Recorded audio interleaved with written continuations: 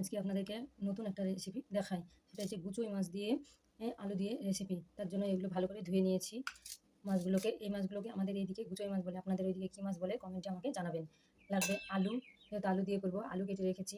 আর মাছ রান্না করবো, মশলা না হলে হয়, তার জন্য করে কিছু পেঁয়াজ, আদা, রসুন, কাঁচা লঙ্কা সবগুলো দিয়ে একসঙ্গে আমরা মশলা করে নেব। আর দিয়ে দেবো এই মশলা কটা। রান্নার জন্য সব কিছু রেডি। এবার চলে যাব আমরা মেন পর্বে। চলুন তাহলে দেখা যাক কীভাবে রান্নাটা আজকে করি। লবণ আর হলুদ দিয়ে মাছগুলো মেখেছি, আর কড়াইতে তেল দেওয়া হয়ে গেছে। তেলটা গরম হয়েছে, এবার মাছগুলোকে ভেজে নেব। মাছগুলোকে অল্প অল্প করে আগে ভেজে নিতে হবে। মাছ ভাজা কমপ্লিট, এবার নামিয়ে নেব। এবার দিয়ে দেবো আলুগুলো, ভেজে দেবো। এবার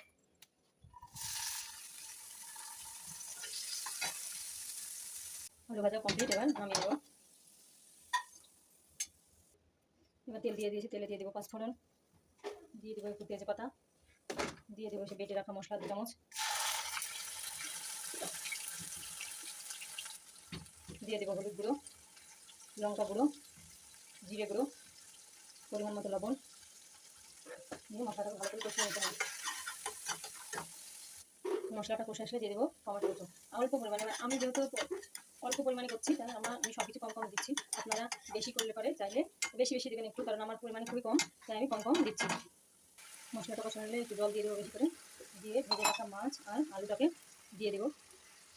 ভালো করে মিশিয়ে নিয়ে একটু কষে নিতে হবে।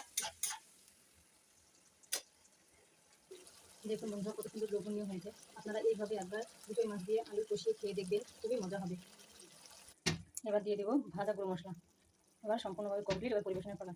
বন্ধুরা বলছি, আপনারা যদি এরকম মজাদার মজাদার ভিডিও দেখতে চান, তাহলে আমার চ্যানেলটিকে একটু সাবস্ক্রাইব করে দেবেন, আর পাশে টাকা দিলাম পাশে। আর আপনাদের পছন্দের রেসিপি করা যদি দরকার হয়, তাহলে আমাকে কমেন্টে লিখে দেবেন। আমি সেই রেসিপিটা করে আপনাদেরকে দেখাবো। টাটা বন্ধুরা, ভালো থাকবেন।